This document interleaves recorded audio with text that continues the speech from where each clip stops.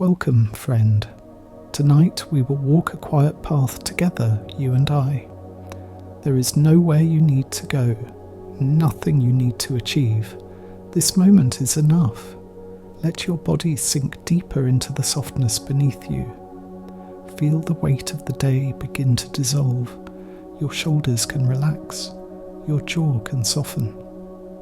The thoughts that filled your mind only moments ago are gently fading now. They do not need your attention anymore.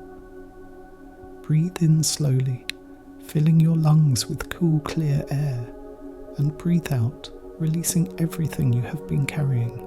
Again, in through the nose, out through the mouth. With each breath, you are arriving more fully into this present moment.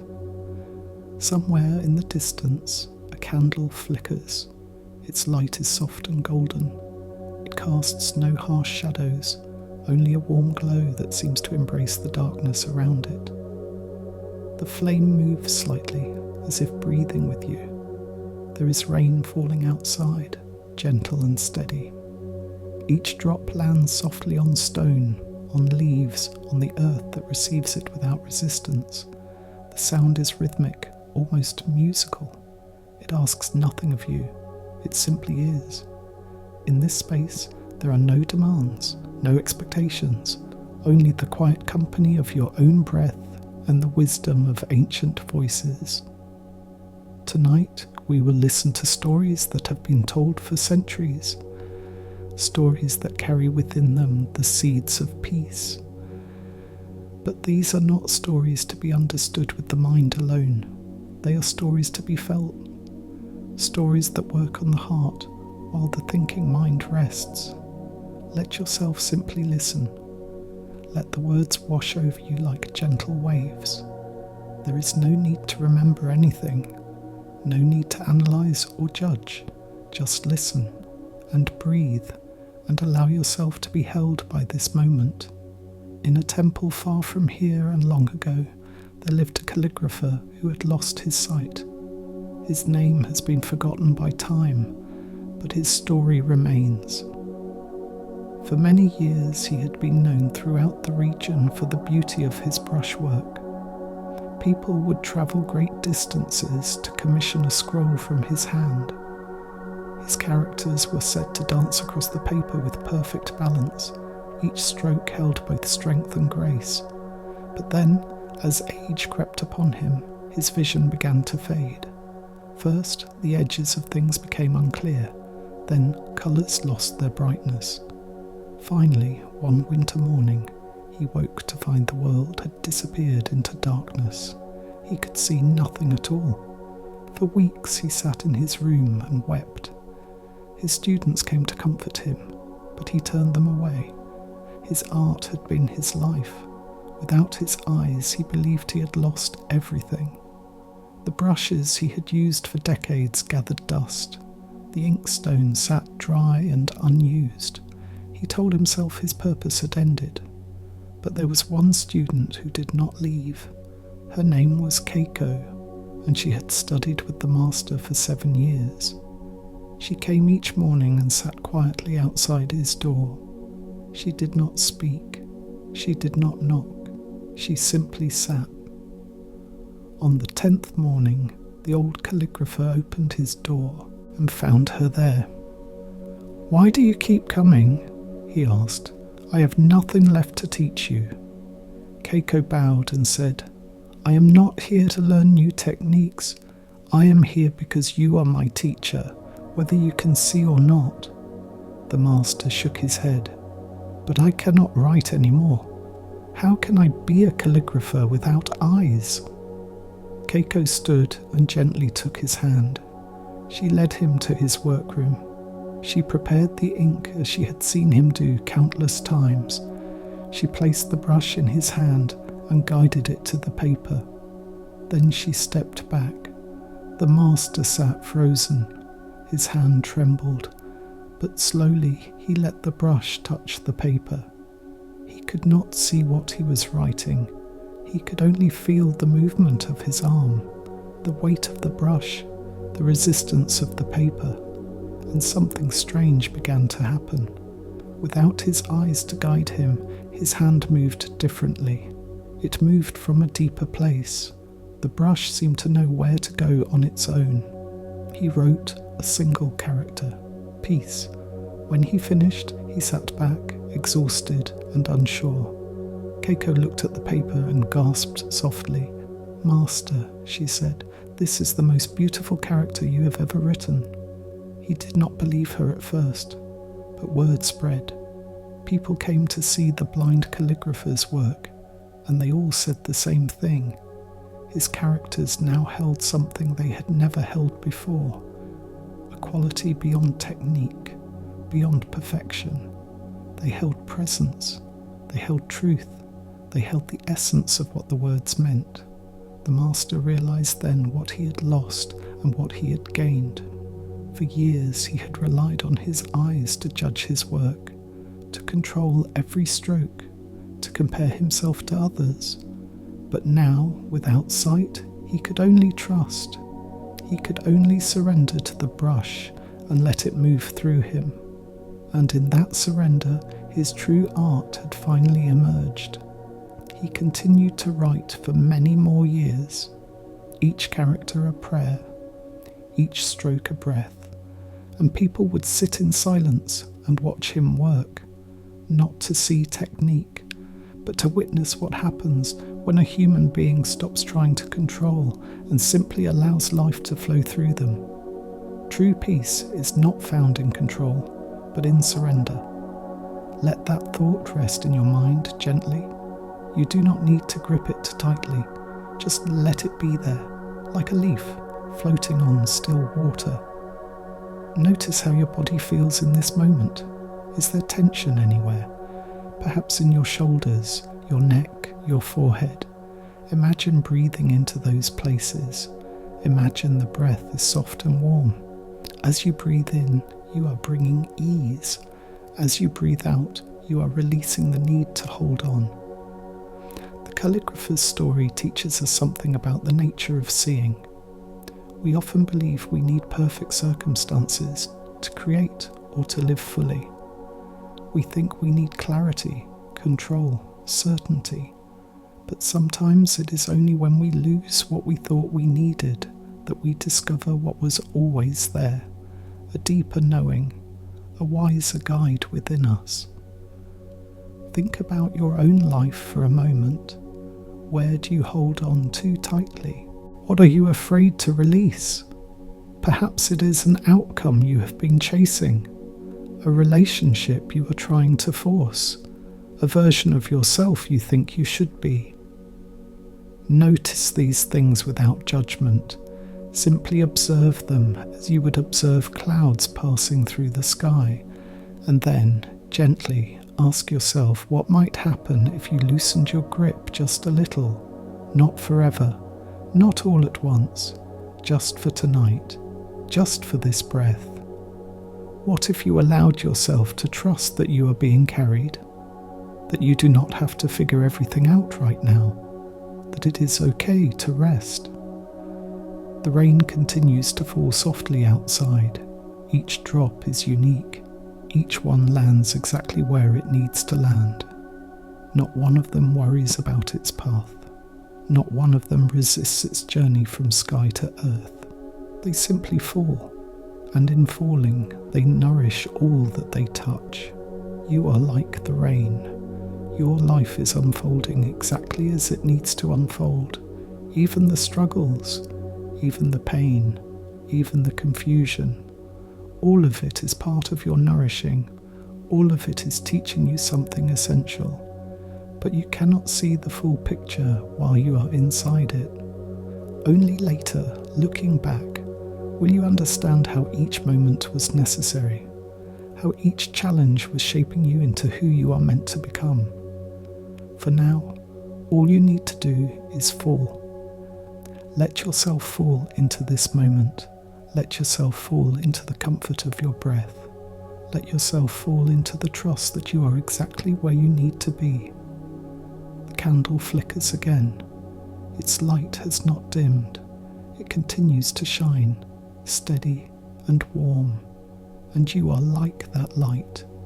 even when you cannot see your own brightness, even when everything feels dark. The light is still there. It has never left. It cannot leave. It is your true nature. There is another story. This one takes place in a different temple, in a different time. But the truth it carries is timeless. A great monastery stood at the edge of a forest. Within its walls, hundreds of monks lived and practiced. They woke before dawn. They meditated for hours. They studied ancient texts and debated the nature of reality. The monastery was known for its discipline and its devotion to enlightenment. But there was one problem that disrupted their peace. In the meditation hall, there lived a cat. No one knew how the cat had arrived. One day, it was simply there, a small grey cat with green eyes and a crooked tail. The cat would wander into the meditation hall during the monks' practice. It would walk between their seated forms, purring loudly. Sometimes it would jump into a monk's lap and demand to be petted. Sometimes it would knock over a candle or chase shadows along the wall.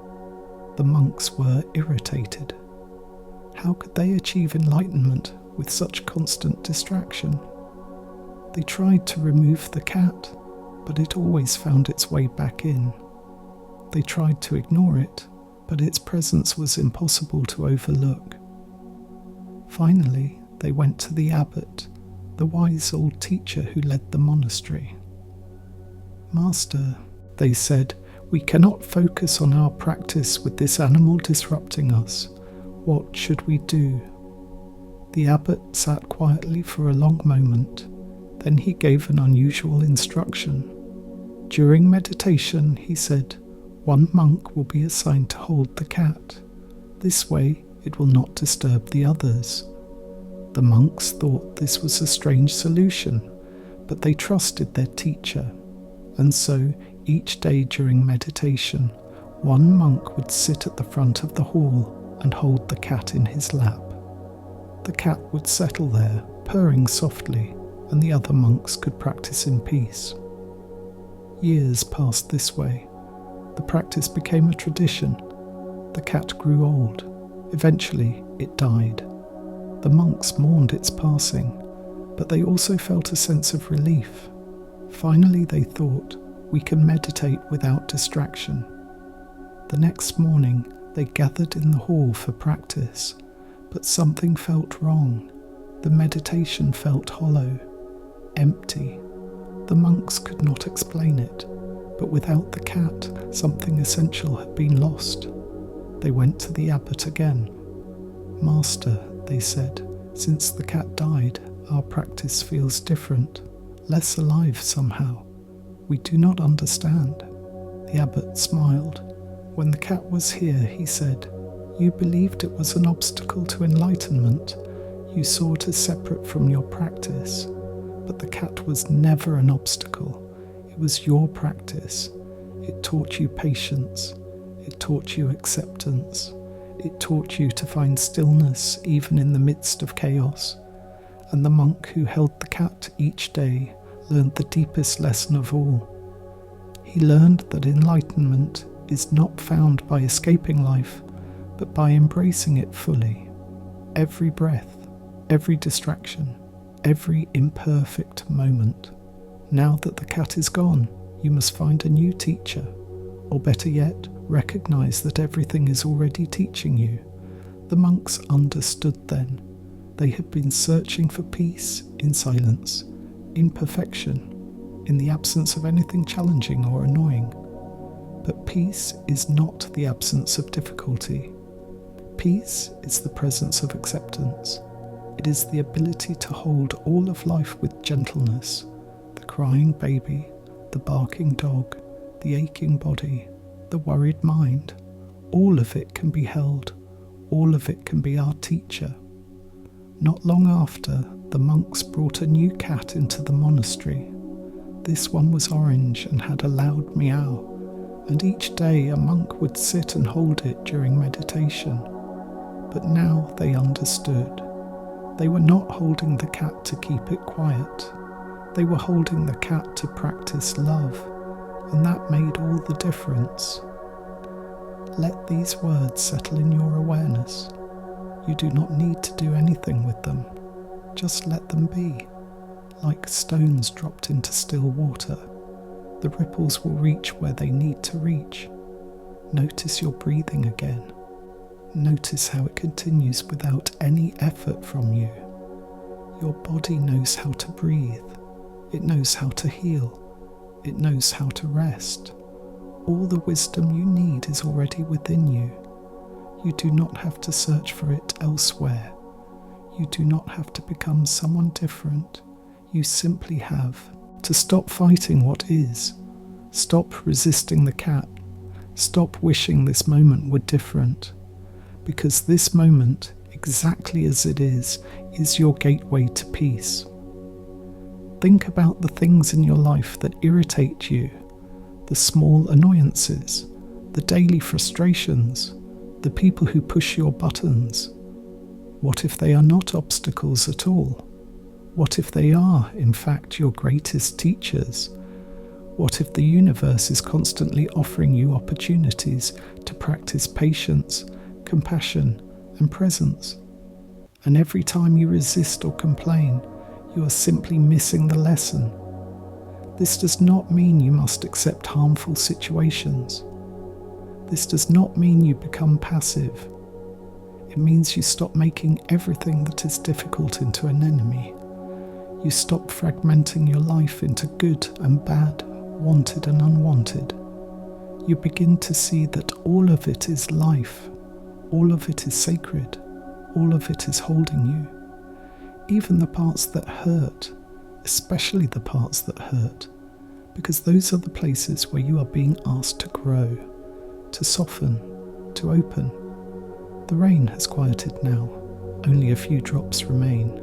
Tap, tap, tap, like fingers gently drumming on a window pane. The sound is soothing. It reminds you that everything passes. Rain comes and rain goes. Thoughts arise and thoughts dissolve. Emotions swell and emotions fade. Nothing lasts forever. And this is not sad. This is freedom. Because if nothing lasts, then this difficult moment will not last either. This worry will not last. This pain will not last. But also, this beautiful moment will not last. This breath will not come again. This exact feeling will never be repeated. And so, we must be present, not to hold on, not to make things stay, but simply to be here, fully, completely, while we can. The candle burns lower now. The flame is smaller, but no less bright. It continues to give light without hesitation, without fear of burning out. It does not think about the future. It does not regret the past. It simply burns. This is its nature, and your nature is no different. You are here to shine, not loudly, not perfectly, just truly. And when your light finally fades, as all lights must, you will have done what you came here to do. You will have been yourself, nothing more, nothing less, and that is enough. That has always been enough. Let your eyes remain closed. Let your body sink even deeper. There is a heaviness now, a pleasant weight, as if you are being gently pressed into the earth. This is good. This is safe. You are being held by something much larger than yourself, by the same force that holds the planets in their orbits, by the same intelligence that tells the seed when to sprout. You are part of this vast unfolding, and you are doing it right, even when it feels wrong, even when you stumble, even when you have no idea what comes next. You are doing it right, because there is no wrong way to be human. There is only your way, your unique expression of this mysterious thing called life, and no one else can live it for you. Let us turn to another story now. This one comes from a village nestled in the mountains. The people of this village were farmers and craftspeople. They lived simple lives, but they valued wisdom above all else.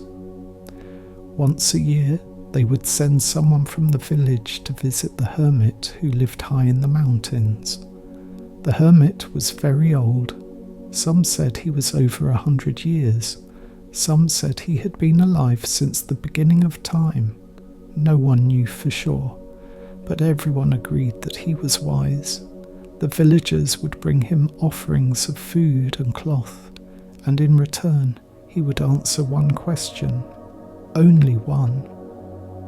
The person chosen to make the journey would carry the question that the village needed answered most. One year there was a great drought. The crops were failing. The wells were running dry. People were afraid. They chose a young woman named Aiko to climb the mountain. They gave her a question to ask. How can we bring the rain back? Aiko made the long journey up the steep paths. She found the hermit sitting outside his cave. He was so still that at first she thought he might be a statue, but then he opened his eyes. They were dark and clear, bottomless. She bowed and presented her offerings. Then she asked the question. The hermit looked at her for a long time. Finally, he spoke. "The rain will come when the rain comes," he said. "You cannot control it, but you can decide how you wait." Aiko was confused, but that is all he would say. She returned to the village with his answer. The people were disappointed. "What kind of wisdom is that?" they complained. "We need rain, not riddles." But Aiko thought about the hermit's words. She realized he was teaching them something important. They could not control the weather, but they could control their response to it. They could wait in fear, hoarding their resources and blaming each other. Or they could wait in trust, sharing what they had and supporting one another. Aiko spoke to the village. She suggested they gather together each evening. They would share their remaining food. They would sing songs. They would remind each other of past droughts that had ended. They would practice gratitude for what they still had. At first, people resisted, but slowly they agreed to try. And something unexpected happened. As they came together each night, their fear began to lessen. Yes, they were still in drought. Yes, the situation was still difficult, but they no longer felt alone in it. They felt held by community, by connection, by something larger than their individual worries. And then, one morning, clouds appeared on the horizon, dark and heavy. By afternoon, rain was falling. The drought had broken. The villagers celebrated. They believed their gatherings had somehow brought the rain. But the hermit, watching from his mountain, knew differently. The rain had come because the rain was going to come. That was always going to happen. But what had changed was the village. They had learned to hold difficulty without being destroyed by it. They had learned to find peace even in uncertainty. And that was the real answer to their question. How can we bring peace back? By learning to be present even when things are hard. This is the teaching hidden in that story. You cannot control the weather of your life. You cannot force outcomes. You cannot make everything go your way. But you can decide how you wait. You can decide whether you wait in panic or in trust. Whether you isolate yourself or reach out for connection, whether you collapse under the weight of difficulty or stand together with others who are also struggling. The hermit knew that most suffering comes not from our circumstances, but from our relationship to them. It comes from our resistance, from our belief that things should be different, from our conviction that we cannot be okay unless conditions change. But the truth is, you can be okay right now. even if nothing changes, even if the rain never comes, because your peace does not depend on external circumstances. It depends on internal acceptance, and that is something you have access to in every moment, including this one. Notice your breath again. It has been with you this whole time, rising and falling, rising and falling. It does not need the drought to end. It does not need anything to be fixed. It simply breathes, and so do you. Beneath all the worry and planning and trying, you are still breathing, still here, still okay. At the most fundamental level, you are okay. And perhaps that is enough for tonight. Perhaps you do not need to solve anything. Perhaps you just need to breathe and be held by the darkness, soft and safe and free. The mountain where the hermit lived was covered in pine trees. Their scent filled the air, sharp and clean. If you breathe deeply now, you might almost smell it. Imagine yourself walking on that mountain. The path is steep, but your legs are strong. The air is cool and fresh. Above you, the sky is impossibly vast. So many stars, more than you have ever seen, each one burning with its own ancient light. Some of those stars have already died. They exploded millions of years ago, but their light is still travelling toward you, still reaching across the darkness, and you are witnessing something that no longer exists. This is how memory works too. The past is gone. It is not here anymore, but its light still reaches you, still touches you, still shapes how you see the world. And that is okay. You do not have to erase your past. You do not have to pretend it did not happen. You simply have to understand that it is not happening now. Right now, in this moment, you are safe. You are whole. The past cannot hurt you unless you bring it into this present moment, unless you let its old light convince you that you are still in danger, still broken, still not enough. But you are not that person anymore. You have grown, you have changed, you have survived, and the light you are emitting now is entirely new, entirely yours. It is not determined by what happened before. It is determined by what you choose in this moment. And you can choose peace, you can choose gentleness, you can choose to let yourself rest. If these teachings bring you peace, you are welcome to return whenever you wish to rest. There is no pressure, no obligation, only an open door, a quiet space where you are always welcome, whenever the world feels too loud, whenever your mind will not quiet, whenever you need to be reminded of the stillness that lives at your center. You can come back here.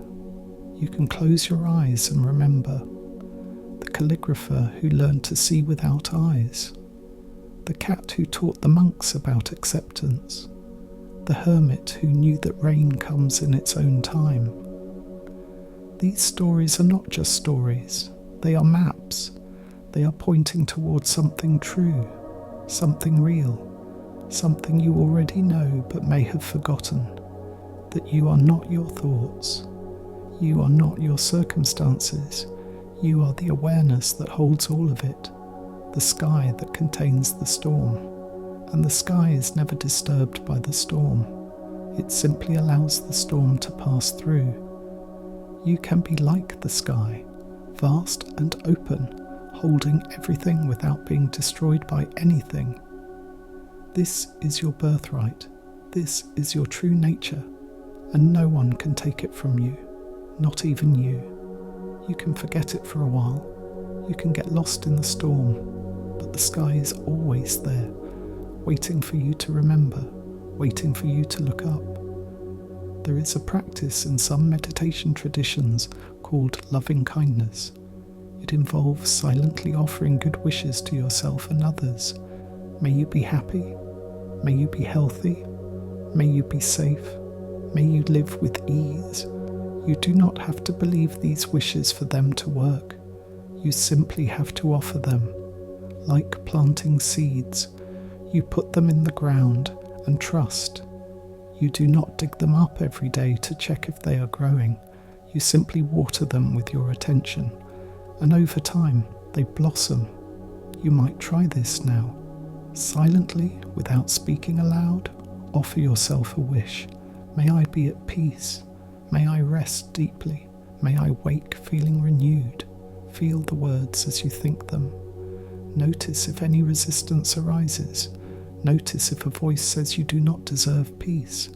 That is just old conditioning, just old light from a dead star. It is not true.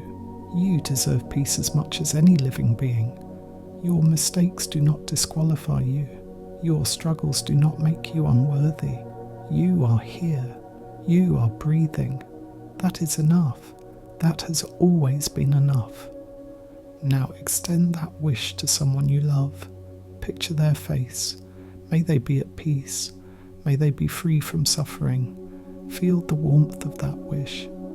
Notice how it feels to offer goodness to another. It does not diminish you. It expands you. Love is not a limited resource. The more you give, the more you have. Now extend that wish even further, to a stranger, to someone you find difficult.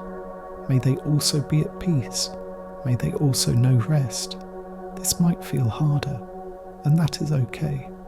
You do not have to force it. Just allow the possibility. Just crack open the door. Finally, extend the wish to all beings everywhere. May all beings be at peace. May all beings be free from suffering. May all beings know the stillness that surpasses understanding.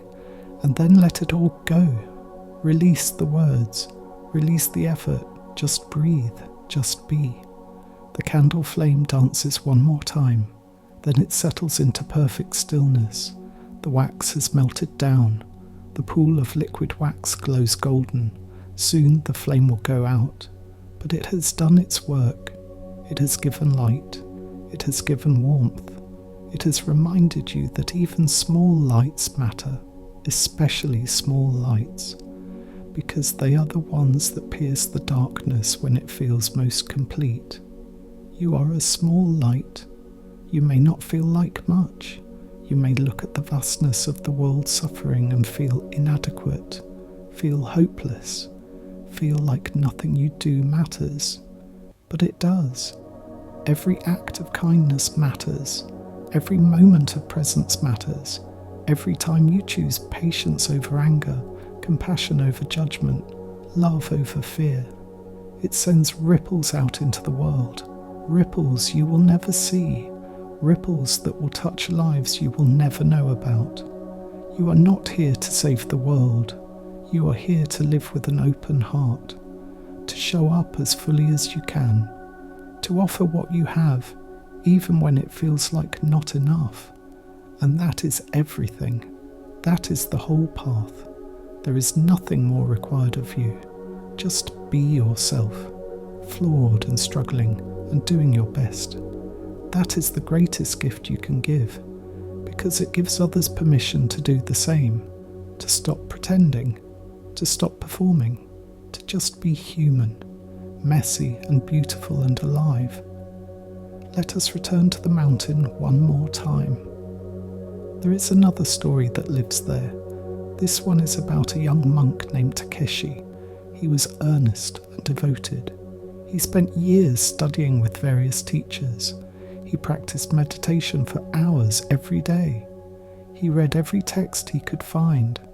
He was desperate to reach enlightenment. He believed that once he achieved this state, all his suffering would end. He would finally be at peace, finally be free.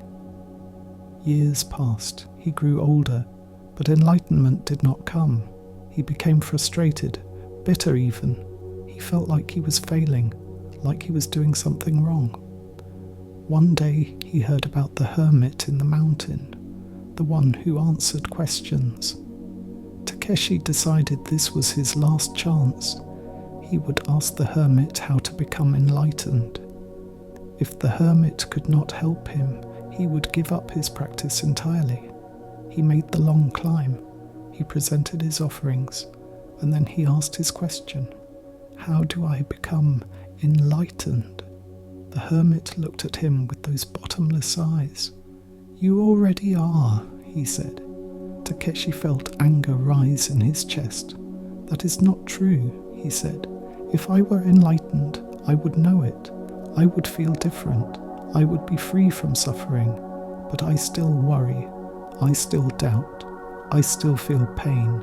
So clearly, I am not enlightened." The hermit smiled. "Enlightenment is not a feeling," he said. "It is not a state you achieve and then maintain. It is seeing things as they really are." "And what are things really like?" Takeshi asked. "Exactly as they appear," the hermit replied. "When you are sad, there is sadness. When you are joyful, there is joy. When you are confused, there is confusion. The mistake is thinking you should always feel a certain way. The mistake is believing that enlightenment means the end of human experience, but you are human. You will always have human experiences. Enlightenment is simply recognizing that these experiences are not you. They pass through you like weather, but you are the sky that holds them." Takeshi sat with this teaching for a long time. Slowly, he began to understand. He had been chasing an impossible goal. He had been trying to become someone other than who he was, someone without doubt, without pain, without struggle. But that was not enlightenment. That was denial. True freedom comes from accepting the full range of being alive, the light and the dark, the easy and the hard, the moments of clarity and the moments of confusion. All of it is part of the path. All of it is worthy. All of it is teaching you. Takeshi returned to the valley. He continued his practice, but it was different now. He was not practicing to get somewhere. He was practicing to be here, fully and completely here, with whatever was arising. And in that shift, he found the peace he had been seeking all along. Not because his circumstances changed, but because his relationship to them did. This is the deepest teaching, the one that all the stories are pointing toward. You do not need to become someone else. You do not need to fix yourself. You simply need to see yourself clearly, with kindness, with honesty, without the layer of judgment that says you should be different. You are unfolding exactly as you need to unfold. Some seasons are spring, full of growth and possibility. Some seasons are winter, dormant and dark. But every season has its purpose. Every season is necessary. You cannot skip winter and go straight to spring. You must move through the darkness. You must rest in the cold, because that is how the earth prepares for new life. That is how you prepare for new life. So do not curse the winter of your soul. Do not berate yourself for not blooming. Trust that beneath the surface, roots are deepening. Trust that when the time is right, you will flower again. You do not control the seasons. You only live through them, and living through them fully, without resistance, is the practice. Your body is growing heavier now, each limb sinking deeper into rest. There is nowhere to go, nothing to do. You are allowed to simply be, to exist without purpose or productivity. You are allowed to take up space, to breathe air, to let your heart beat without earning it. You do not owe the world your constant striving. You do not owe anyone your exhaustion. You are enough just as you are, in this moment, doing nothing, being nothing, except alive, and that is the most sacred thing there is. Let that truth seep into your bones. Let it quiet the voice that says you must always be improving, always be working, always be more. You are already whole. already complete. The striving is just a habit, a story you were told. But it is not true. It never was. You can lay it down now. You can stop running. You can arrive in this moment and discover that you have been home all along. The hermit knew this.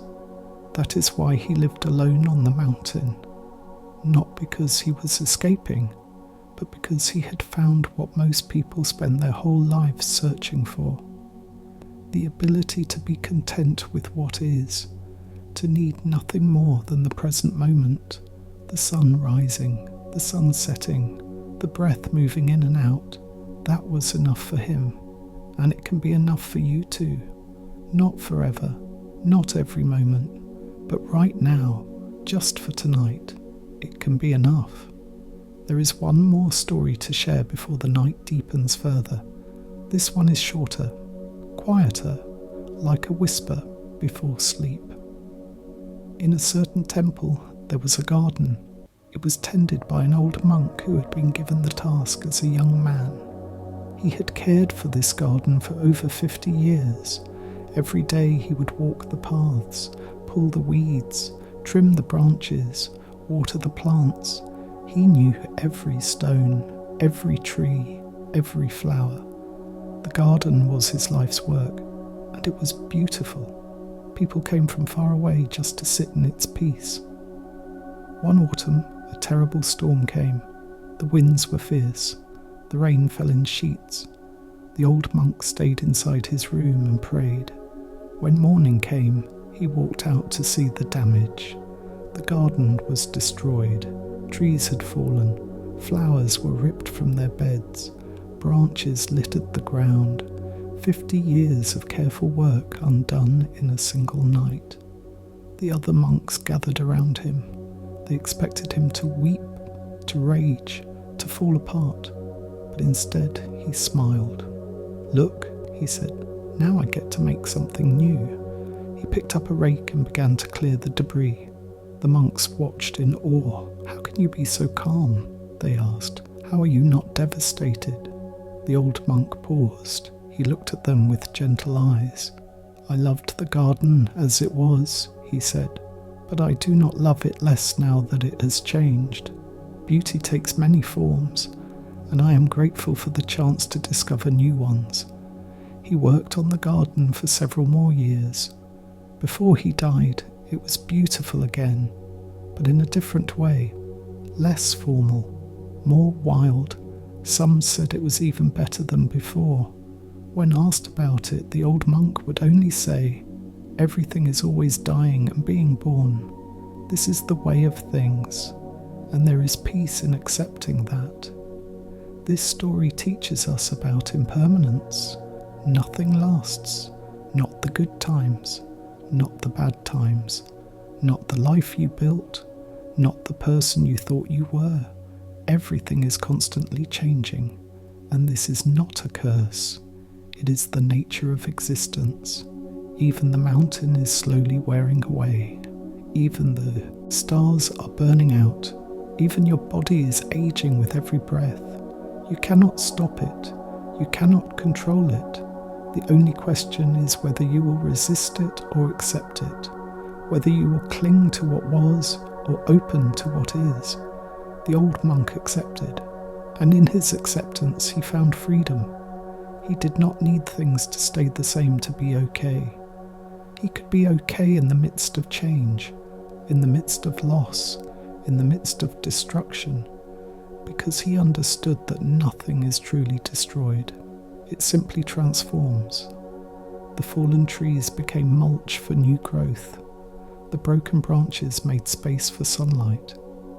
The ruined garden became the soil for a different kind of beauty. And so it is with your life. The things you have lost made space for what you have now. The doors that closed led you to the doors that opened. The heartbreaks taught you how to love more deeply. The failures showed you your strength. Nothing was wasted. Nothing was for nothing. It was all part of your becoming, and you are still becoming, still unfolding, still discovering new forms of beauty within yourself. So do not cling to who you used to be.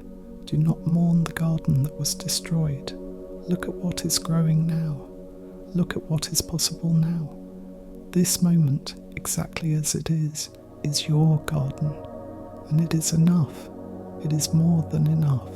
It is everything. The night has deepened. The rain has stopped completely. Now there is only silence. The kind of silence that feels alive, that hums with presence. If you listen closely, you can almost hear it. Not with your ears, with something deeper. A listening that happens in the space between thoughts. In that space, there is wisdom. There is guidance. There is a voice that knows exactly what you need. You do not have to search for it. You do not have to be special or spiritual to access it. It is always there, always whispering. You just have to get quiet enough to hear. And that is what you are doing now. Getting quiet, sinking beneath the noise of the day, beneath the stories and worries and plans, sinking into the truth that lives at your center. The truth that says you are loved, you are held, you are exactly where you need to be. This truth does not shout. It does not demand your attention. It simply waits, patient and eternal, for you to remember, for you to come home. And every time you close your eyes and breathe, every time you let go of control and sink into the present moment, you are coming home. You are remembering.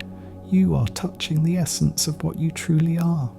Not your thoughts, not your story, not your past or your future, but the awareness that witnesses all of it, the consciousness that has been here since you were born and will remain until you die. That is who you are. That is what you are. And it is untouchable, unbreakable, eternal. Let us sit with that for a moment. Just sit. Just breathe. Just be aware of being aware. Notice the stillness behind the thoughts. Notice the space in which everything arises and passes away. That space is you. That space is home, and you have never left it. Not really. You have only forgotten to notice it. But now you are noticing, and in the noticing, you are free. You are free from the tyranny of the thinking mind, free from the stories that say you are not enough, free from the belief that you need to be anywhere other than here. You are here. You are now. And this is the only place, the only time. Everything else is memory or imagination. Everything else is a ghost. But this breath, this moment, this awareness, this is real, this is alive, this is all you have and all you will ever have, and it is enough. It is so much more than enough. It is everything. Let yourself dissolve into it. Let the boundaries soften. You do not end at your skin. You are not separate from the darkness, from the silence, from the infinite space that holds all things. You are part of it, made of it, inseparable from it. You are a wave in the ocean believing you are separate from the water. But the wave is the ocean. It has always been the ocean. It was never anything other than ocean. And you are the same. You are not separate from life. You are life, expressing itself as this particular body, this particular mind, this particular moment. And when this expression ends, you will return to the source. The ocean will reclaim its wave, and nothing will be lost, because nothing was ever separate to begin with. This might sound abstract, it might sound like philosophy, but it is not. It is direct experience. If you sink deep enough into stillness, if you let go completely, you will feel it. A sense of vastness, a sense of connection, a sense that you are held by something infinitely larger and infinitely loving. Some call this God, some call it the universe, some call it consciousness. The name does not matter. What matters is the felt sense of belonging, of being part of the great unfolding, of not being alone. You are not alone. You have never been alone, even in your darkest moments. Even when you felt abandoned by everyone, you were held by the earth beneath your feet, by the air filling your lungs, by the mystery that keeps your heart beating without you having to think about it. That mystery is always with you, always sustaining you, always whispering, you belong here, you are loved, you are safe. And maybe tonight you can hear it. Maybe tonight you can let it in. Let it soften the armour you have been wearing. Let it melt the ice around your heart. Let it remind you that vulnerability is not weakness. It is the doorway to connection, to love, to the fullness of life. You do not have to protect yourself so much. You do not have to guard your heart so carefully. Yes, you will be hurt. Yes, people will disappoint you. Yes, life will break your heart again and again. But that is okay. That is part of loving, part of living. The heart is meant to break. That is how the light gets in. There is a Buddhist teaching about the kintsugi bowl. In Japan, when a bowl breaks, they do not throw it away. They mend it with gold. The cracks become part of the design, part of the beauty. The bowl is more valuable after it has been broken and repaired. More precious, more unique. You are like the kintsugi bowl. Your cracks are not flaws. They are proof of your journey. Proof that you have lived, that you have loved, that you have been brave enough to risk, to try, to open yourself to life even though you knew it might hurt. Those cracks are where your light shines through. They are where your wisdom lives, where your compassion was born. Do not hide them. Do not be ashamed of them. Let them be visible. Let them tell your story. Because your story matters. Your journey matters. You matter.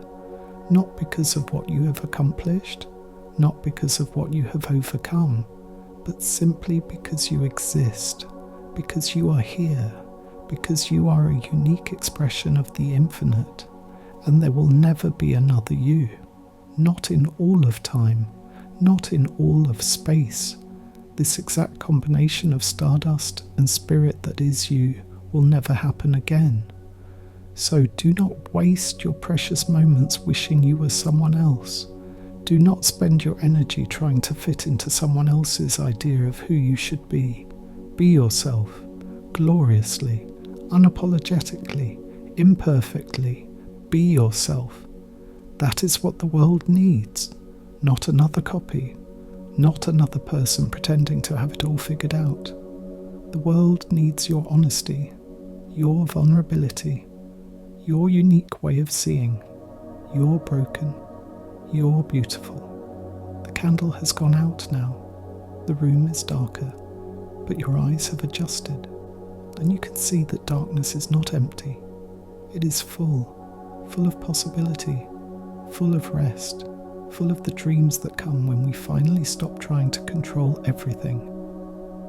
Let yourself dream now, not the dreams of sleep, not yet, but the dreams of the heart, the quiet longings you have pushed aside because they seem too impractical, too selfish, too impossible. What do you really want? Not what you think you should want, not what others expect of you, but what you truly desire in the depths of your being. Take a moment and let that question sit in your awareness. Do not rush to answer, just listen. Listen to the quiet voice that might say, I want to feel at peace. I want to love and be loved. I want to do work that matters. I want to live authentically. I want to be free. Whatever arises, honour it. Do not judge it. Do not immediately start problem solving or planning. Just acknowledge it. Just say, yes, that is what I want. That is my heart's desire. And then trust that simply by naming it, You have planted a seed. You do not have to know how it will unfold. You do not have to have a plan. Seeds do not come with instruction manuals. They just know how to grow. And so does your heart's desire. It knows how to find its way toward the light. Your job is not to force it. Your job is to water it with attention, to give it space, to trust the process, and to be patient, because growth takes time. It happens in the dark, beneath the surface, where you cannot see, but it is happening, always happening, and one day you will wake up and realize that you have become something new, something truer, something more aligned with who you really are. This is the journey of a lifetime, not to become perfect, but to become authentic, to shed the layers of conditioning and expectation, to peel away the false identities you have worn like masks, to stand naked in your truth, and to discover that your truth is enough, that you are enough, that you have always been enough. The monks in their temple learned this from a cat. The villagers learned it from a drought. The calligrapher learned it from blindness. The old gardener learned it from a storm. And you are learning it now, in the darkness, in the stillness, in the surrender of this moment. You are learning that peace is not something you achieve. It is something you allow. It is what remains when you stop struggling, when you stop fighting with reality, when you accept what is and find your place within it, not with resignation, not with defeat, but with grace, with dignity, with the quiet strength that comes from knowing you are part of something larger, something that will continue long after you are gone, and that is okay. That is beautiful. Because you are not here to last forever. You are here to bloom, to offer your unique fragrance to the world, to love, to learn, to grow, to be, and then to let go, to return to the earth, to the mystery, to the source. This is the cycle, and you are honouring it by being here tonight, by choosing rest over productivity, by choosing presence over distraction, by choosing to listen to these ancient teachings that have been passed down through generations, teachings that have helped countless beings find their way home. And now they are helping you. Now they are reminding you of what you have always known, but perhaps forgotten, that you are loved, that you are held, that you are exactly where you need to be. Let your breathing slow even more now. Let each exhale be a little longer than the last. Feel your chest rising and falling, like waves on a shore, like the rhythm of the universe itself. Everything breathes. The earth breathes, the trees breathe, the stars breathe. You are part of this great respiration, this cosmic inhale and exhale, and you do not have to think about it. You do not have to control it. It happens on its own, just like your healing, just like your growth, just like your journey toward wholeness. It is all happening on its own. All you have to do is stop interfering, stop second guessing, stop trying to manage every detail. Just let go. Let the intelligence that beats your heart and digests your food and heals your wounds.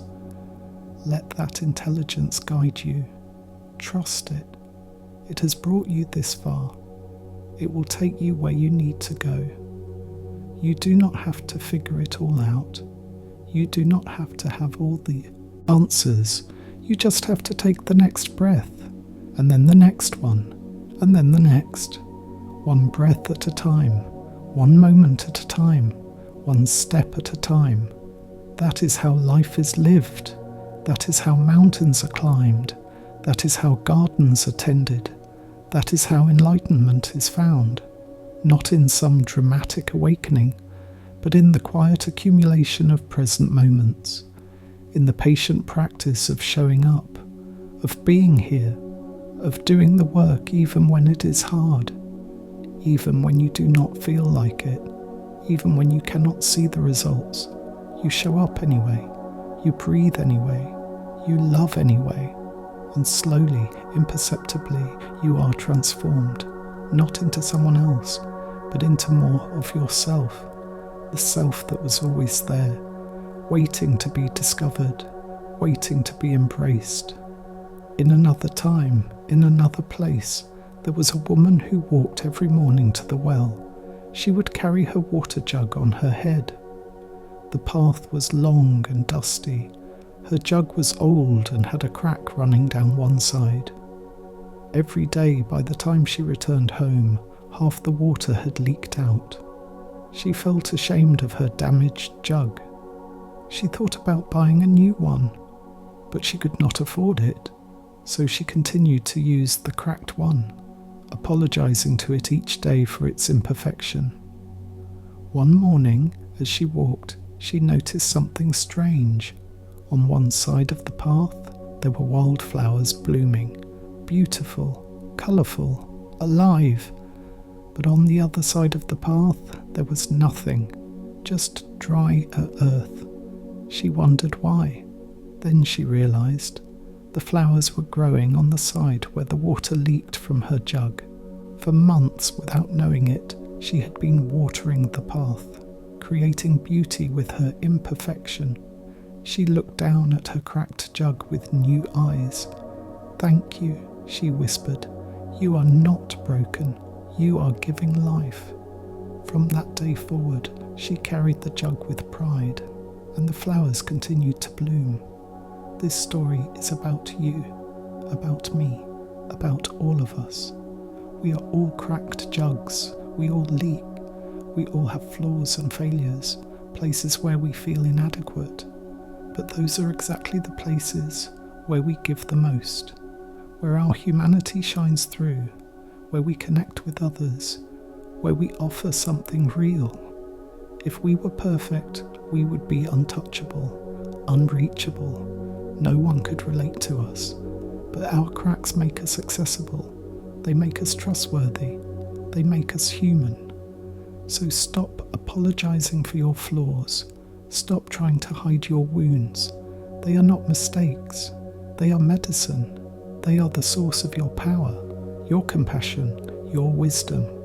Somewhere along the way you learned to believe that you had to be perfect to be worthy. But that was never true. Perfection is not the goal. Wholeness is. And wholeness includes everything. The light and the shadow. The success and the failure. The joy and the sorrow. It is all part of the picture. All necessary, all sacred. When you can hold all of yourself with love, when you can look at your worst moments and say, that too is part of my story, then you are free, then you are whole, then you have integrated. And integration is what healing looks like, not the absence of pain, not the erasure of the past, but the ability to hold it all, to carry it all, to let it all be here without being consumed by it. This is what the Buddha meant when he talked about non-attachment.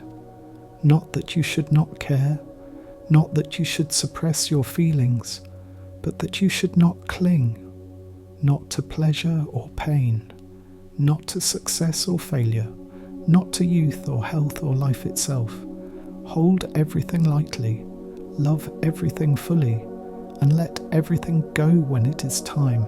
This is the practice, and it is a practice, not something you master, not something you complete, but something you return to again and again.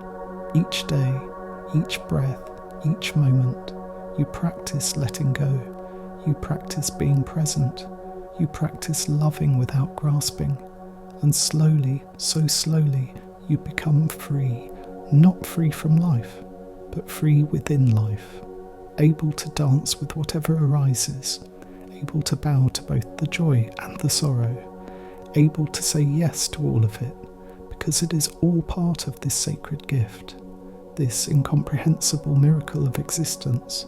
Think of all the things that had to happen for you to be here, all the ancestors who survived, all the choices that were made, all the moments of chance, billions of years of evolution, stars exploding to create the elements that make up your body, the precise conditions on this planet that allow for life, the miracle of consciousness arising from matter, the mystery of you, of your unique perspective, your unique way of experiencing the world. It is staggering when you really think about it. You are not an accident. You are not a mistake. You are a miracle, a walking, breathing, thinking miracle. And even though you may not feel miraculous most of the time, even though you struggle and suffer and doubt, that does not change the truth. You are a miracle. Every breath is a miracle. Every heartbeat, every moment of awareness. Do not take it for granted. Do not waste your precious life wishing it were different. It is already perfect, not in the sense that nothing is wrong, but in the sense that it could not be any other way. This is your life. This is your moment. This is your chance to be here, to see, to feel, to love, to learn, and it will not last forever. So do not hold back. Do not wait for the perfect time.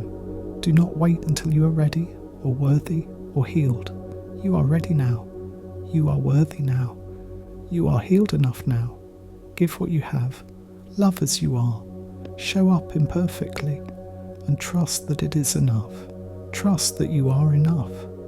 The night stretches on. Time has become elastic. You cannot tell if minutes or hours have passed. It does not matter. In this space, time is irrelevant. Only presence matters. Only this breath. Only this heartbeat. Let yourself sink even deeper now. Feel yourself melting into the surface beneath you. There is no separation between you and the bed, between you and the darkness, between you and the silence. You are becoming one with it all, dissolving, letting go. This is the small death that happens every night. The ego relaxes its grip. The sense of being a separate self loosens, and you touch something infinite, something eternal. The part of you that was never born and will never die. The part that is simply aware, simply here, simply being. Rest in that awareness now. Do not try to grasp it or understand it.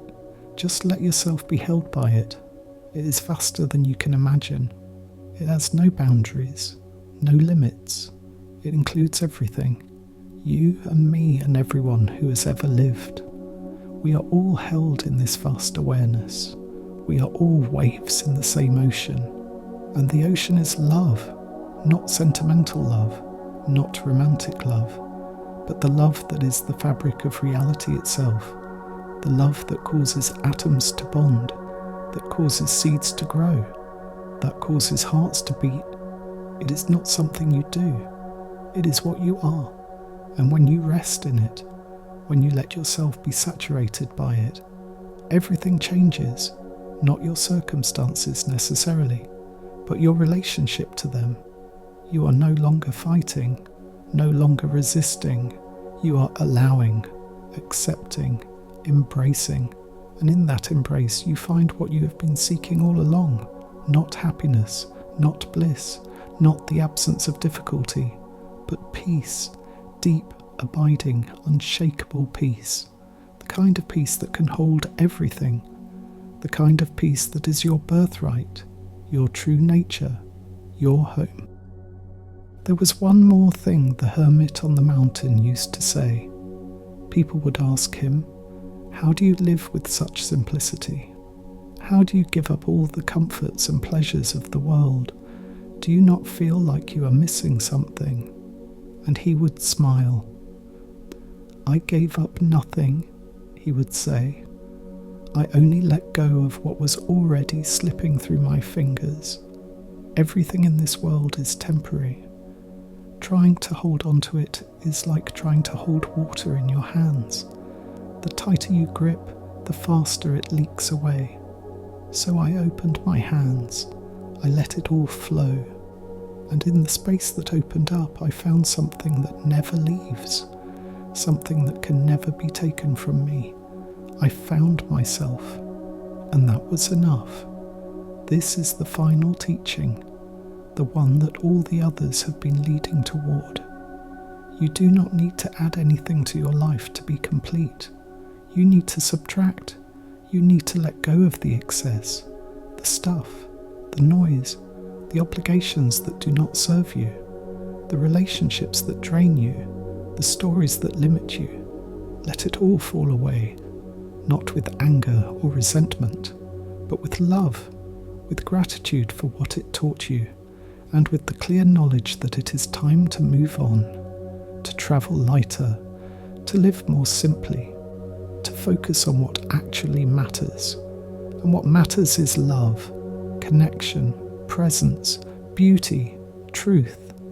The rest is just noise, just distraction, just ways we fill the silence because we are afraid of what we might find there. But you do not have to be afraid anymore, because now you know. You have touched it tonight, that silence, that stillness, that peace that lives at the centre of everything. And it is not empty, it is not lonely, it is full, overflowing, abundant beyond measure. It is everything you have been seeking, and it has been here all along, waiting for you, calling to you, inviting you home. So rest now, let yourself rest. You have done enough. You have been enough. You have carried the weight of the world on your shoulders for so long, but you can put it down now. You can lay down your burdens. You can stop striving, stop achieving, stop proving. You do not owe anyone anything, not even yourself. You are free, free to simply be, free to take up space, free to rest without guilt, free to exist without justification. This is your permission slip. This is your invitation to stop, to breathe, to let yourself be held by something larger, by the darkness, by the silence, by the mystery that permeates all things. You are safe here. You are loved here. You are home. And as you drift now, as the words begin to fade, as sleep starts to pull you under, know that everything is well. Everything has always been well, even in the midst of struggle, even in the midst of pain. There is a deeper wellness, a deeper okayness, a deeper truth that nothing can touch, and that truth is you, the real you, the eternal you, the you that was never broken, never damaged, never less than whole. You are complete, you are perfect, you are enough, just as you are, in this moment, and every moment, forever. Let that be the last thought you carry into sleep. I am enough, I am loved, I am home, and let everything else dissolve into the night, into the silence, into the great mystery from which we all came and to which we all return. Good night, friend. Rest well. You are held. You are safe. You are loved. Always, always, always. The air is perfectly still now. Not even the candle smoke moves. Everything has settled. Everything has found its place, including you. Your breath is so slow now, so quiet, you can barely feel it, but it is there, always there, like a thread connecting you to all of life. In this moment, you are breathing the same air that was breathed by the Buddha, by the hermit on the mountain, by the blind calligrapher, by everyone who has ever sought peace. We are all connected through this breath, through this life, through this mysterious gift of consciousness. And though your individual life will end one day, though this body will return to dust, the awareness that you are will continue. It will return to the source, to the great ocean of being. And in that ocean, there is no separation, no loneliness, no fear, only love, only light, only the infinite unfolding of existence. You are part of that unfolding, a beautiful, necessary part. Your life matters. Your journey matters. You matter. Never forget that. Even in your darkest moments, even when you feel small and insignificant, you are a thread in the great tapestry. And without you, the picture would be incomplete. So honour your life. Honour your journey. Honour the courage it takes to simply keep going. To wake up each day and try again. To love even when you have been hurt. To hope even when you have been disappointed. To believe even when you have every reason not to. That is the real practice. That is the real enlightenment. Not some mystical experience, but the daily choice to show up, to be present, to love as best you can. And you are doing it.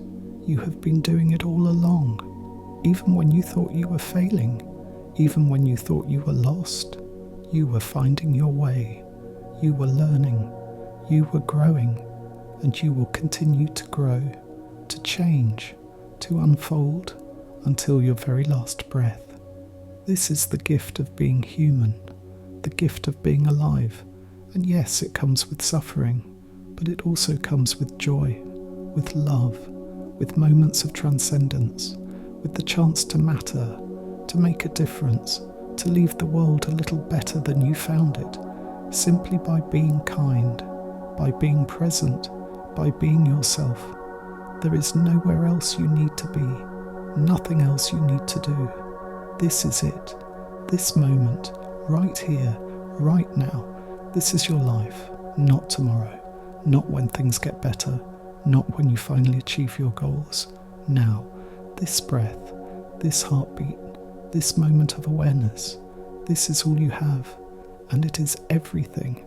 Do not waste it waiting for something else. Do not waste it lost in regret or worry. Be here, fully, completely, with all your attention, with all your heart, because this moment will never come again. This exact configuration of light and shadow, this exact feeling in your body, this exact thought moving through your mind, it is unique, unrepeatable, precious, and it is yours, your gift, your responsibility, your opportunity.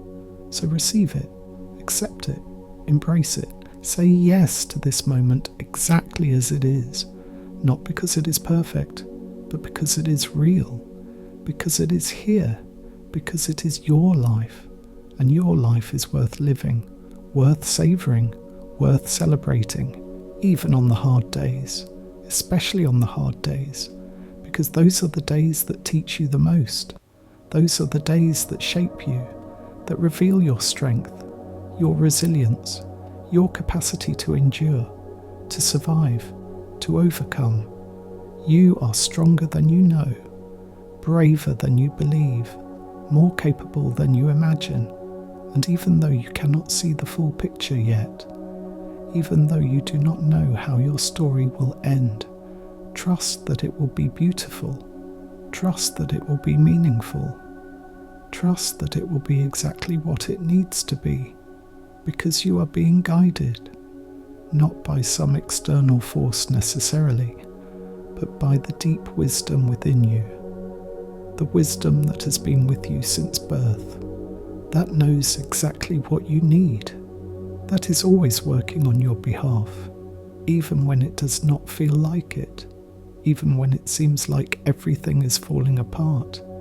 It is all part of the process, all part of your becoming, and you are becoming something magnificent, something true, something beautiful.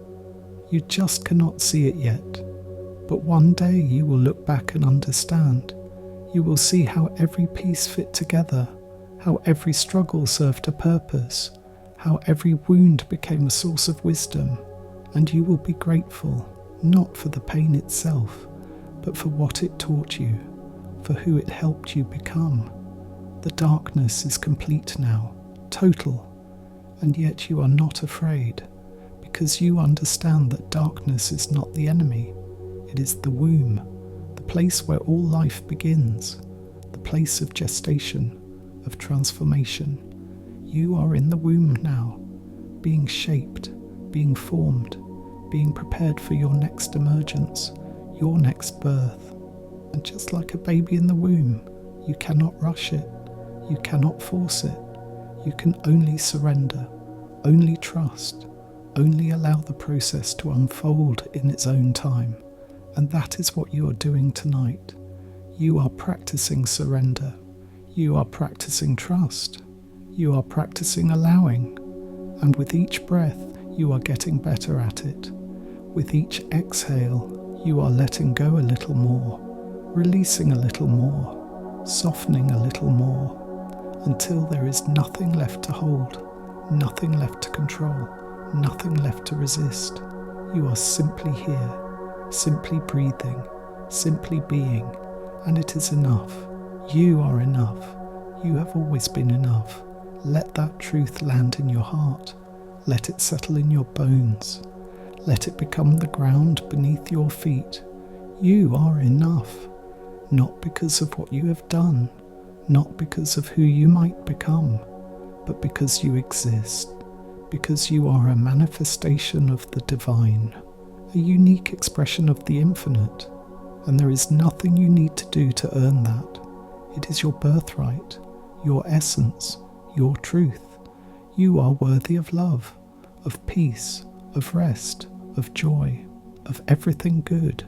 Not someday, not when you get your life together, now, right now, exactly as you are, with all your flaws and failures, with all your doubts and fears. You are worthy, you are deserving, you are beloved, and no one can take that from you. No one can diminish it. It is the unchanging core of who you are, and it will remain long after this body is gone, long after this life is over. The essence of you is eternal, and it is love. Breathe into that love now. Let it fill every cell of your body. Let it radiate from your heart to your fingertips, to your toes, to the crown of your head. Let it overflow. Let it spill out into the world, touching everyone and everything, healing what is broken, illuminating what is dark, nourishing what is hungry. You have so much to give, so much light to share, even when you feel empty, even when you feel like you have nothing left. You have this love, this presence, this awareness, and that is enough.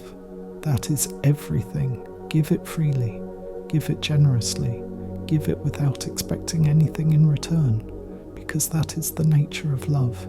It gives because it must, because it overflows, because that is what it is. And the more you give, the more you have. This is the paradox. This is the mystery. You cannot deplete love by sharing it. You can only amplify it, multiply it, spread it further and wider, until it touches the whole world, until it embraces all of life. This is your purpose, not to achieve great things, not to become famous or successful, but to love, to bring presence, to offer kindness, to be a light in the darkness. That is enough. That is everything. And you are doing it. Every time you choose compassion over judgment, every time you choose patience over anger, every time you choose to see the humanity in another, you are fulfilling your purpose. You are living your dharma. You are being exactly who you came here to be. And the world is better for it. You may not see the impact. You may not receive recognition, but it does not matter. The love you give is never wasted. It ripples out in ways you cannot imagine, touching lives you will never meet, healing wounds you will never see, creating possibilities you will never know about. Your love matters. Your presence matters. You matter more than you will ever know. So as you drift now into sleep, as you let go of this day and all its concerns, know that you have done enough, you have been enough, you have loved enough, and tomorrow you will wake and do it all again. But for now, Rest. Rest deeply. Rest completely. Rest in the knowledge that you are held, that you are loved, that you are exactly where you need to be. Everything is unfolding perfectly, even when it does not feel like it, even when it looks like chaos. There is an intelligence at work, a wisdom that surpasses understanding, and it is guiding you, always guiding you, toward wholeness, toward love, toward home. Trust it, trust yourself, trust the process, and let go. Let go of control, let go of fear, let go of the need to know, let go of everything, and fall into the darkness, fall into the silence, fall into the infinite. You are safe, you are loved, you are home, now and forever. Amen, amen, amen. And so it is, and so it is, and so it is. Breathe, release, rest. The night holds you, the earth holds you, the universe holds you, and nothing can harm you, nothing can shake you.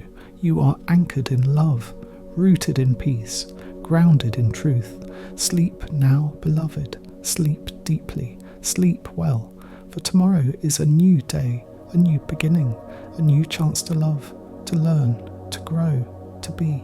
But for now, there is only this, only rest, only peace, only the sweet surrender of sleep. Welcome it, embrace it, let it take you. You have earned this rest. You deserve this peace. You are worthy of this love, always, in all ways, forever and ever and ever. Good night, good night, good night. May you rest in tranquility. May you wake renewed. May you know that you are loved, beyond measure, beyond understanding, beyond words. You are loved, you are love, you are. Om Shanti, Shanti, Shanti. Peace, peace, peace, now and always. Blessed be, blessed be, blessed be. Final word, count check, 9847. Words I need to continue to reach the 22,000 word target. Let me continue the meditation seamlessly. The breath continues its ancient rhythm. In and out, rise and fall. A wave that never ceases. You are riding that wave now, carried by something older than thought, older than memory, the breath that moved through your ancestors, the breath that will move through your descendants. It is all the same breath, one continuous flow of life, moving through time, moving through space, moving through you, and you are not separate from it. You are it. You are the breathing, the living, the being. There is no division, no boundary, just this endless, seamless flow. Feel it now. Feel how your chest expands without effort, how your lungs fill without command, how your body knows exactly what to do. It has always known, since the moment you took your first breath, since the moment you emerged from the womb.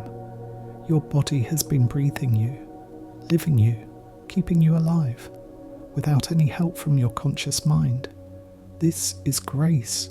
This is the miracle you take for granted every single day. But tonight, notice it, appreciate it, marvel at it.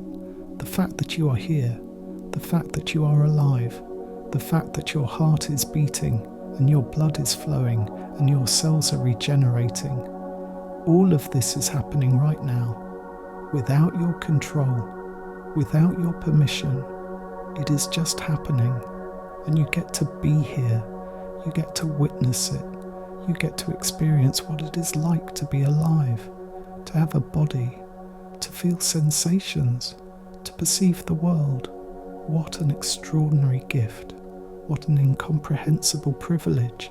There are billions of people on this planet, each one living their own life, their own story, experiencing their own joys and sorrows. And yet, here you are, living yours. Your unique perspective, your unique contribution. No one else can see the world exactly as you see it. No one else can offer what you offer. You are irreplaceable, utterly and completely irreplaceable. This is not ego, this is truth. You are a once in all of history occurrence. The exact combination of genetics and environment and experience that created you will never happen again. You are original. You are singular. You are precious.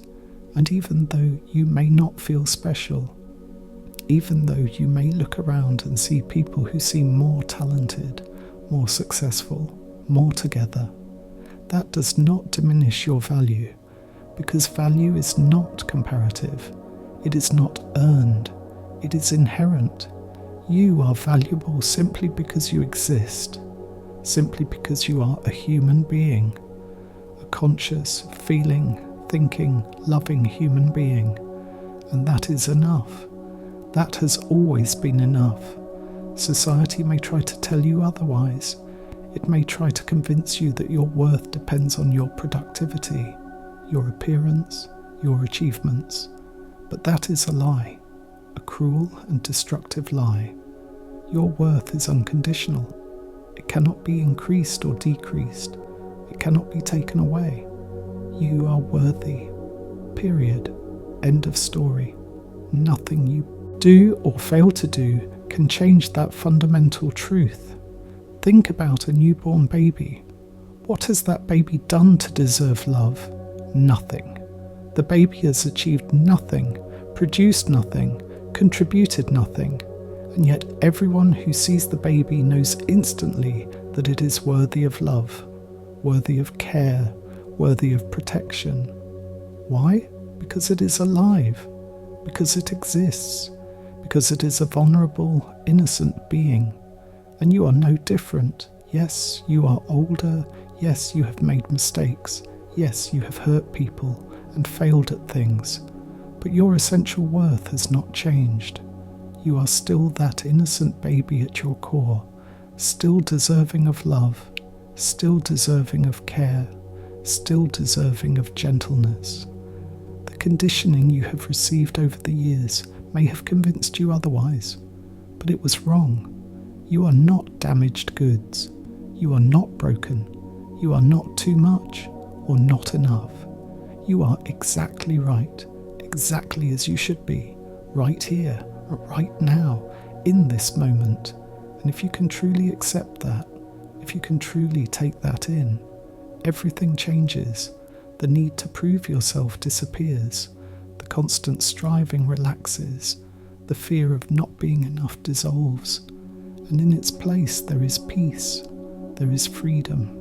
There is the ability to simply be, without apology, without justification, without pretense, just authentically, unapologetically you. And that is the most beautiful thing you can offer the world. Not your perfection, not your achievement, but your authenticity, your realness, your willingness to show up as you are, flawed and struggling and doing your best. That is what inspires others. That is what gives permission. That is what heals. Not your strength, but your vulnerability. Not your success, but your humanity. There is a teaching in Buddhism about the Bodhisattva, a being who has attained enlightenment but chooses to remain in the world of suffering to help others. The Bodhisattva takes a vow. I will not enter final nirvana until all beings are free. This may sound impossible. How can you wait for all beings to be free? There are infinite beings.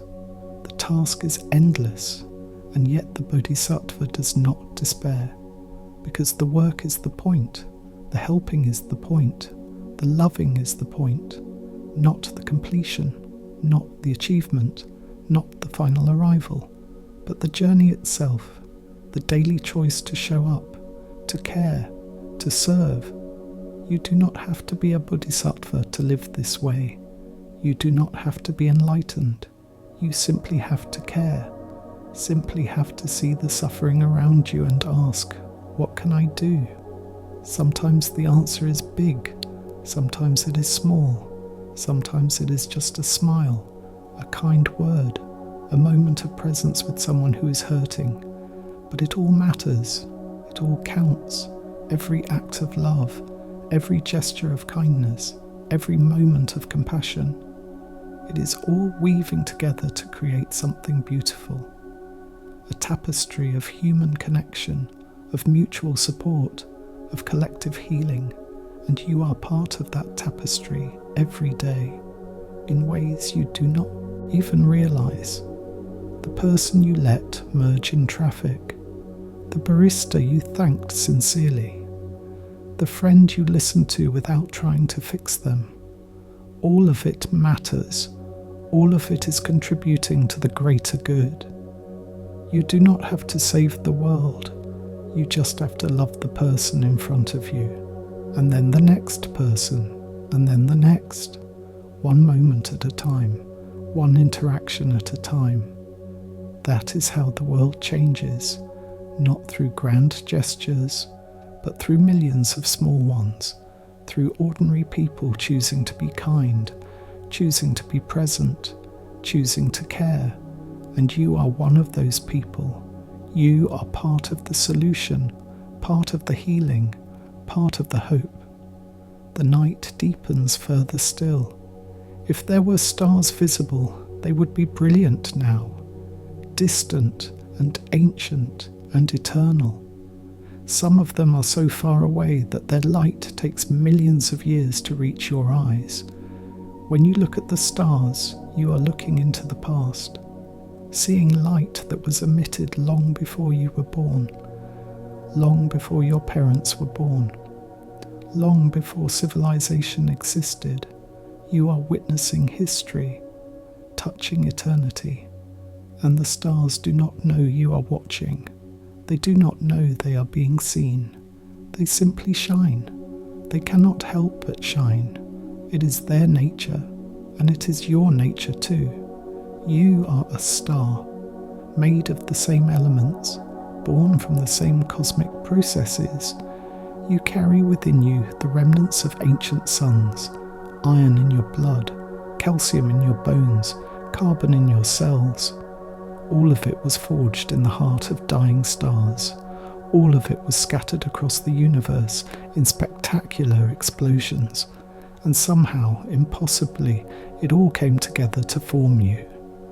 You are literally made of stardust. This is not poetry. This is science. This is fact. You are the universe becoming conscious of itself. You are matter waking up and looking around and asking, what am I? Why am I here? What does it all mean?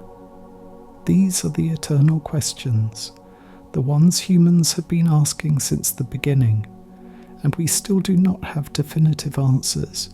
We may never have them, but that is okay, because the mystery is part of the beauty, the not knowing is part of the wonder. If we understood everything, if we had it all figured out, what would be left? Where would the magic be? Where would the awe be? No, it is better this way. Better to live in the question. Better to embrace the uncertainty. Better to stand in wonder before the incomprehensible vastness of it all. And to know that somehow, inexplicably, you are part of it. You belong here. You are meant to be here. You are an essential thread in the cosmic fabric. And without you, something would be missing, something important, something irreplaceable. Let yourself feel that importance now, not in an egotistical way, but in a humble, grateful way. You matter. Your life matters. What you think and feel and do matters. Not because you are special in comparison to others, but because you are special simply by virtue of existing. Everyone is special, everyone matters, everyone is essential. This is the great paradox.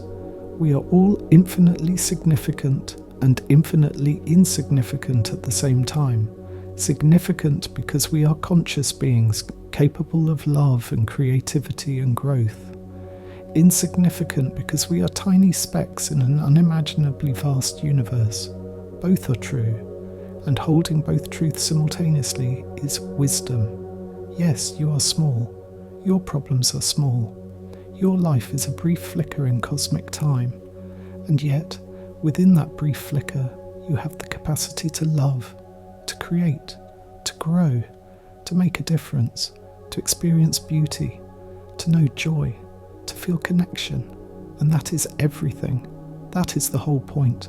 Not to live forever, not to achieve immortality, but to be here now, fully and completely here, drinking in every moment, savouring every sensation, appreciating every breath, because this is it. This is your one wild and precious life, and it is passing, moment by moment, breath by breath, day by day, slipping through your fingers like sand. You cannot hold on to it. You cannot make it last. You can only be present with it, only honour it, only live it as fully as you can, without holding back, without waiting for someday, without postponing your joy until conditions are perfect, because conditions will never be perfect. There will always be something wrong, something challenging, something you wish were different. That is the nature of life.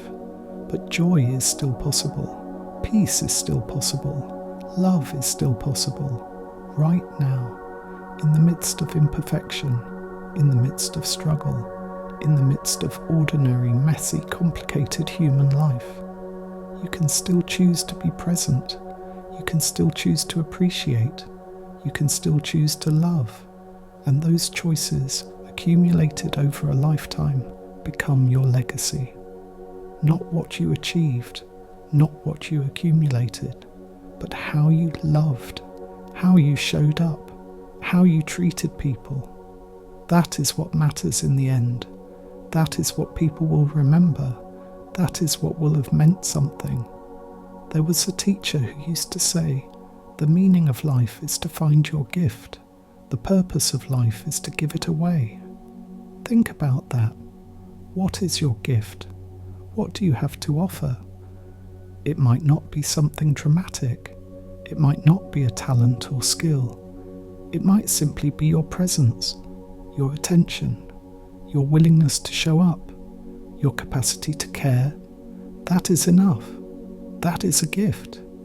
In a world where everyone is distracted, busy, self-absorbed, your full presence is a radical act. Your genuine attention is a precious commodity. When you really listen to someone, when you really see them, when you really care about what they are going through, you are giving them something they desperately need. You are giving them the message that they matter, that they are not alone, that someone cares, and that can change everything. It can be the difference between despair and hope, between isolation and connection, between giving up and keeping going. Your presence matters, your care matters, you matter. Never underestimate the power of simply showing up, of being there, of witnessing another person's pain or joy or struggle. That is holy work. That is sacred service, and you do not need any special training to do it. You just need a willing heart, an open mind, and the courage to be vulnerable, to let yourself be affected by what you see, to let your heart break open again and again, because that is what compassion is. It is not feeling sorry for people from a distance. It is letting yourself feel with them, letting yourself be touched by their pain, letting yourself be moved to action, and then doing what you can, however small, however inadequate it may seem. You do what you can, and you trust that it is enough. You trust that your small contribution, combined with millions of other small contributions, is creating something beautiful, is healing something broken, is bringing light into darkness. The hermit on the mountain knew this. That is why he answered only one question a year. He knew that he did not need to do more.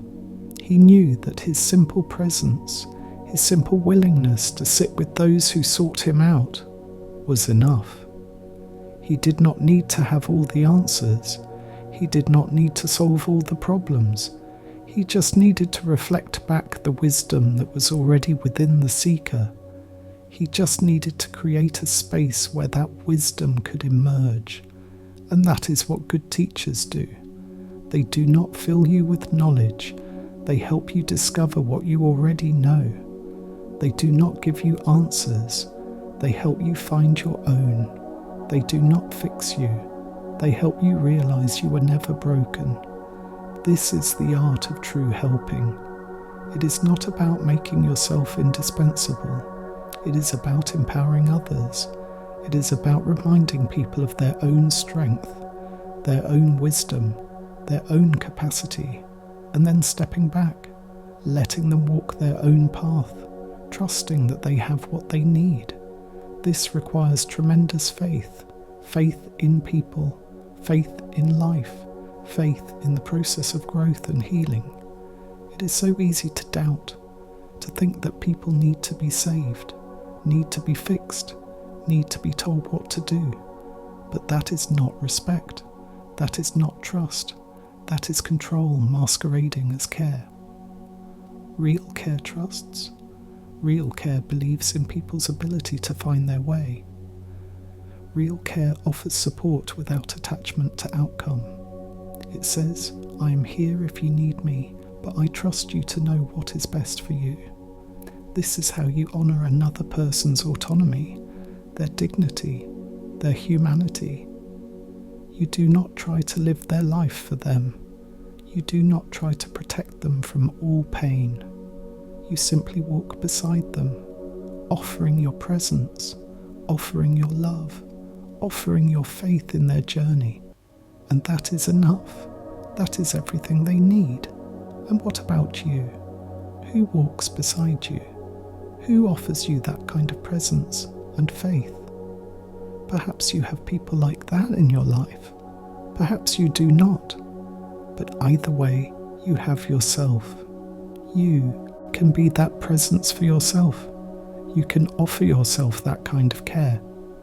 You can say to yourself, I am here. I see you. I believe in you. I trust your journey. This is not narcissism. This is self-compassion.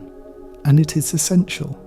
Because if you cannot be kind to yourself, you will struggle to be truly kind to others. If you are constantly judging and criticizing yourself, that judgment will leak out onto others. But if you can hold yourself with gentleness, with patience, with understanding, then that gentleness will naturally extend to everyone you meet. Self-compassion is not selfish. It is the foundation of compassion for others. It is where it all begins. So practice it every day, every moment. When you make a mistake, instead of berating yourself, say, it is okay. I am human. I am learning. When you fall short of your expectations, instead of feeling like a failure, say, I did my best. That is enough. When you are struggling, instead of telling yourself to toughen up, say, this is hard. I need care. I deserve support. Talk to yourself the way you would talk to someone you love, because you do love yourself, or at least you can learn to. You can practice loving yourself until it becomes natural, until it becomes automatic, until you no longer have to think about it. It just is. And when you reach that place, when you truly love yourself, everything else falls into place. The need for external validation disappears. The comparison with others loses its power. The fear of judgment fades away.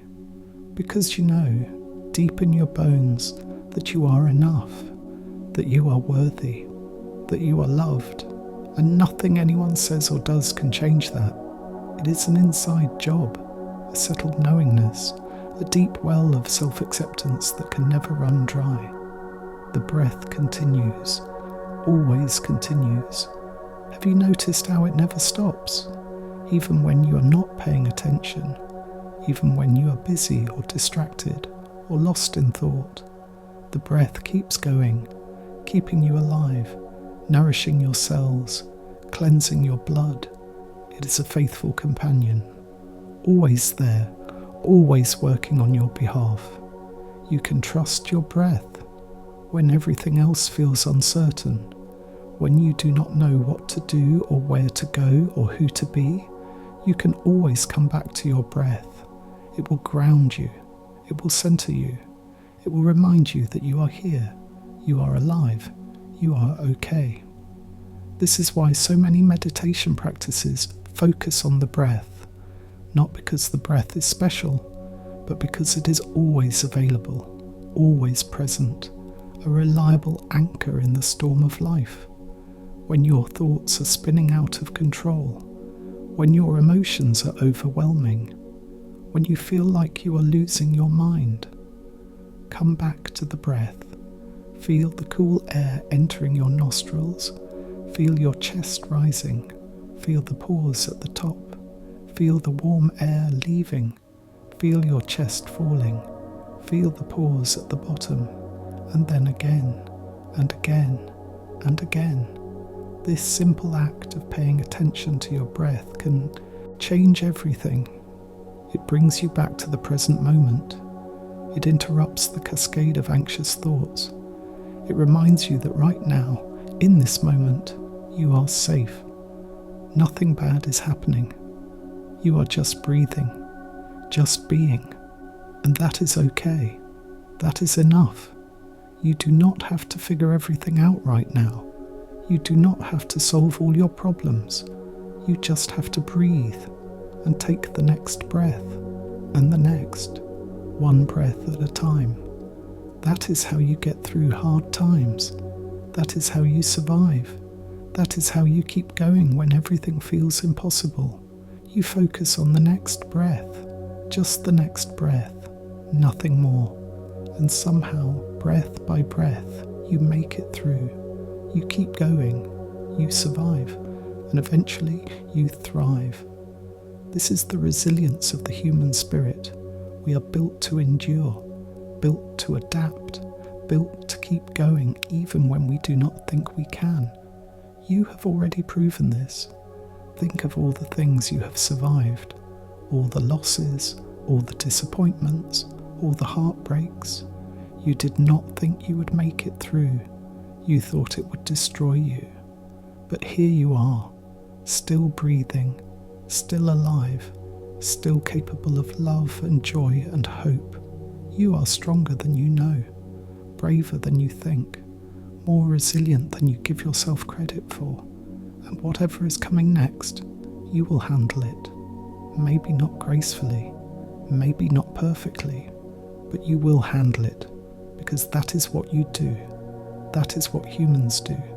We stumble, we fall, we get back up, we try again, we keep going, we find a way, and in the process, we discover reserves of strength we did not know we had. We access wisdom we did not know we possessed. We tap into a deeper source, a deeper power, a deeper knowing, and we realize that we are not alone. We are not doing this by ourselves. We are being carried by life, by love, by the great mystery that breathes through all things. We are part of something vast, something beautiful, something that will endure long after we are gone. And knowing that, feeling that, changes everything. The pressure to have it all figured out releases. The burden of perfectionism lifts. The fear of failure diminishes. Because we understand that we are just one small part of a much larger story. We are just one wave in an endless ocean, and our job is not to be the perfect wave. Our job is just to rise and fall and return to the sea, to live our little life as fully as we can, and then to let go, to dissolve back into the source, knowing that we did what we came here to do. We loved, we learned, we grew, we contributed, and that is enough. That is everything. Think of the ocean for a moment, vast and deep and mysterious, so much life beneath its surface, so much we do not see. We only see the top layer, the waves, the foam, the reflection of light. But beneath, There are entire worlds, creatures we have never seen, landscapes we have never explored. The ocean holds secrets. The ocean holds memories. Every drop of water in the ocean has been somewhere, has been part of something, has cycled through rain and river and cloud and wave for billions of years. The same water, moving and changing and always returning. You are like that water.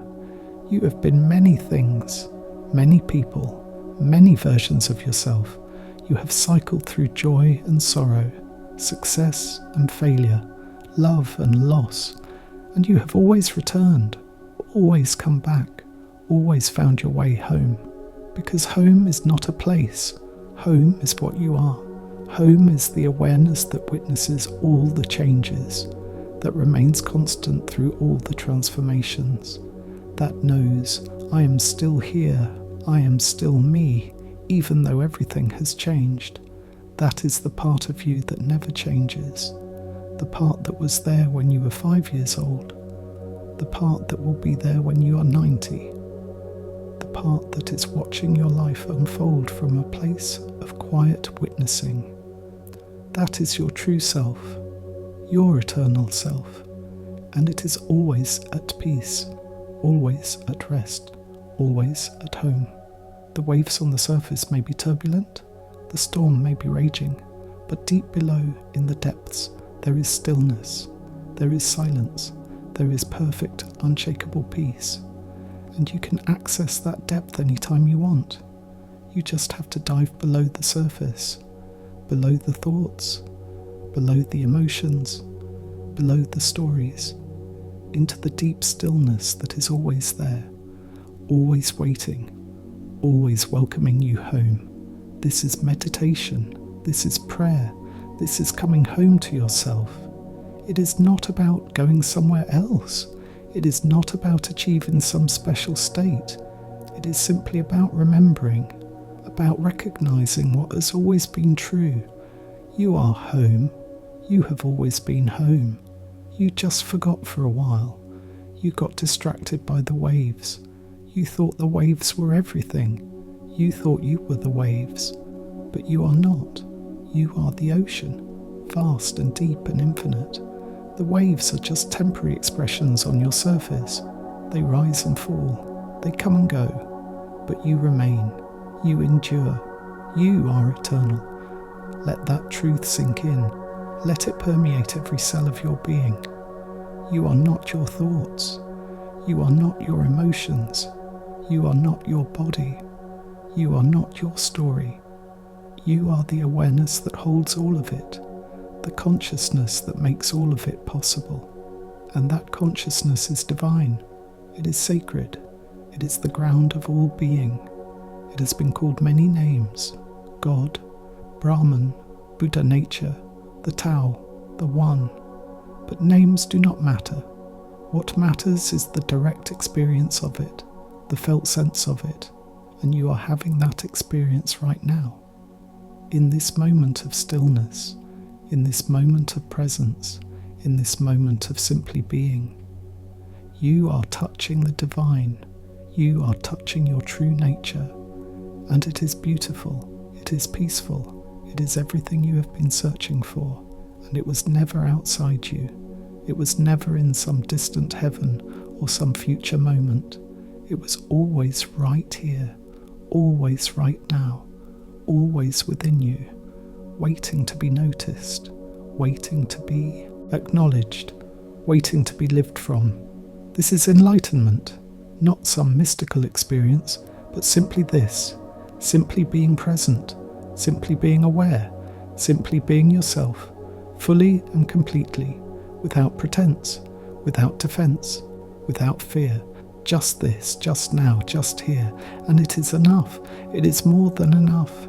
It is everything. Sleep is very close now. You can feel it pulling at you, soft and gentle and irresistible. Let it come. Do not fight it. Do not try to stay awake. There is nothing more you need to hear, nothing more you need to know. Everything essential has been said. Everything important has been remembered.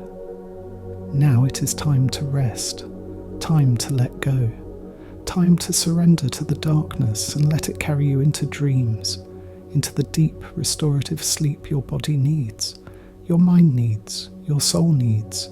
You have done enough. You have been enough. Now rest. Rest deeply. Rest completely. Know that you are held. Know that you are loved. Know that you are safe. The night surrounds you like a warm embrace. The darkness is not something to fear. It is something to trust, something to sink into, something to let hold you, like a mother holding a child, like the earth holding a seed. You are being held. You are being nurtured. You are being prepared for tomorrow, for the new day, for the new beginning. But that is tomorrow. Right now, there is only this, only sleep, only rest, only the sweet surrender of letting go. So breathe one more time, deep and slow, and as you exhale, let everything go. All the thoughts, all the worries, all the plans, all the fears, let them dissolve into the darkness. Let them be carried away on the river of your breath. And what remains is you, just you, pure and simple and free. The awareness that has been here all along, the presence that has witnessed everything, the love that has never left. That is who you are. That is what you are. And that is enough. That is everything. Rest in that knowing. Rest in that truth. Rest in that love. And let sleep take you, gently, sweetly, completely, into the arms of the infinite, into the heart of the mystery, into the peace that surpasses all understanding. Good night, dear one. Good night. Sleep well. Sleep deeply. Sleep in peace. You are loved. You are held. You are home, always, forever, eternally. Blessed be, blessed be, blessed be.